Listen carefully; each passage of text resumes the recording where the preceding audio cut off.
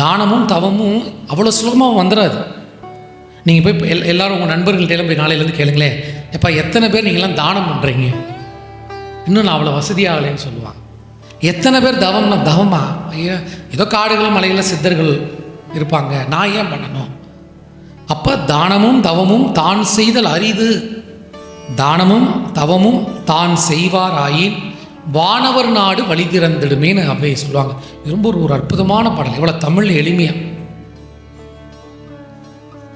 திருமூலர் கூட ஒரு இடத்துல சொல்வார், உள்ளம் பெருங்கோயில் ஊன் உடம்பு ஆலயம் தெள்ள தெளிந்தாருக்கு ஜீவன் சிவலிங்கம் கள்ள புலனைந்தும் காலா மணி விளக்கு. இதெல்லாம் தமிழில் ரொம்ப எளிமையாக அழகாக சொல்லியிருக்காங்க. இதில் என்ன சொல்கிறாங்கன்னா, 3 விஷயங்கய்யா. இந்த உடலை கவனி, இந்த மனதை கவனி, இந்த உயிரை கவனி.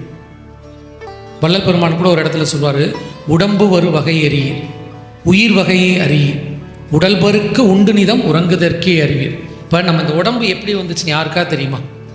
யாரையோ உங்களை கேட்டால், எங்கள் அம்மா அப்பா இனப்பெருக்கத்தில் அம்மாட்டிருந்து நான் பிறந்தாச்சு, ஆனால் அம்மா வயிற்றுக்குள்ளே நான் எப்படி வந்தேன், நான் எப்படி பிறந்தேன், இந்த உடம்பு எப்படி வந்துச்சு, இந்த உயிர் எப்படி வந்துச்சுன்றதெல்லாம் நமக்கு தெரியாது. ஆனால் நமக்கு என்ன எல்லாம் தெரியும்?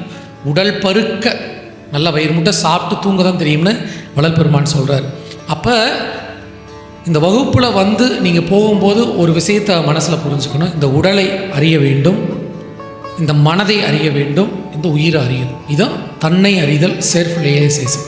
இப்போ நீங்கள் கேட்கலாம், இதை அறிந்து கொள்றதுனால எனக்கு என்னங்க பயன், அறிந்து கொள்றதுனால எனக்கு என்ன பயன் அப்படின்னா, இப்போ இந்த பகல் முழுவதும் இந்த அறையில் இருக்கிறீங்க, இரவு நீங்கள் வரீங்க. இந்த இரவு இந்த அறையில் வந்து பார்த்தீங்கன்னா வெளிச்சம் ரொம்ப குறைவாக இருக்குது. இருந்தாலும் இந்த அறையில் தினசரி நீங்கள் பழகி இருந்தீங்கன்னா பயம் இல்லாமல் உள்ளே வருவீங்க, வந்து லைட்டை போடும். இதே முதல் முறையே இந்த அறைக்குள்ளே வரீங்க, இருட்டாக இருக்குது, சுற்றி எல்லாமே இருட்டாக இருக்குது. அப்போ நம்ம உள்ளே வர்றதுக்கு பயமாக இருக்கும். ஏன்னா இந்த அறையை பற்றி நமக்கு எதுவுமே தெரியாது.